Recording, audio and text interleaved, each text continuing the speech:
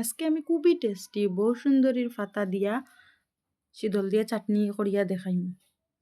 খুবই টেস্টি, যার মুখও রুচি থাকে না, ভাত খাইতে পারেন না, এই পাতাটা দিয়া, এটারে আমরা কই বউ সুন্দরী পাতা, অন্যান্য জায়গাত কিতা কয় জানি না, এটা দিয়া মানে চাটনি বানাইলে একটা সেন্ট করে, অত বেশি ভালো লাগে যার কোনো সীমা নাই। আমি প্রথমে খাইছি না, তো আমার দারুর কোয়ার্টারের বেটি ওখানে খাইছন, খাইয়া কইসন ওইটাতে খাইয়া দেখিও। তো একদিন আমি গফরি আর যে কিছু খাওয়া যায় না, গন্ধ লাগি যায়, তখন এই চাটনি দিয়ে ভাত খাইয়া দেখিও কীরকম টেস্টি। পরে তো চাটনি বানানি স্টার্ট করলাম। প্রথমে তো ফাতা ওটাই গালিত ছাড়ি দিছি কুটনিত, পরে শীতল দুইটা জ্বালাইয়া দিছি, এরপরে পেঁয়াজ কাটিয়া দিছি আর শুকনা মরিচ জ্বালাইয়া দিছি আর স্বাদ মতো লবণ দিছি, দিয়া কেকসে কুটিছি।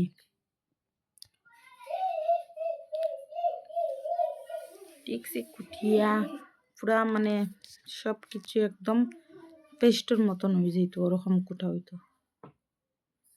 খাইতে অত টেস্টি, মানে মানে আনামাতিয়া এক তাল ভাত পুরা খাইতে পারবা, অত যে টেস্টি।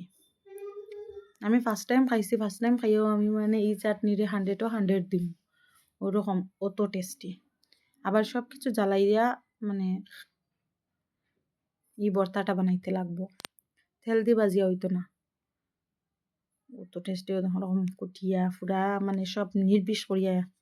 আর জালের সংখ্যাটা একটু বেশ দিবা, মানে সু সু করিয়া খাইতে, তারপরে গিয়ে দেখবা কিরকম মজা হই দেখো, মানে পুরা সব কিছু পেস্টের মতন হয়ে গেছে। আমি ফার্স্ট টাইম খাইছি, খাই অত ভালো লাগছে, আপনারা একবার ট্রাই করিয়া দেখবা। এই ফাতা এগুলো আসেনি না, আমি হইতে পারতাম না, কিন্তু আমরা এটা তো আছে,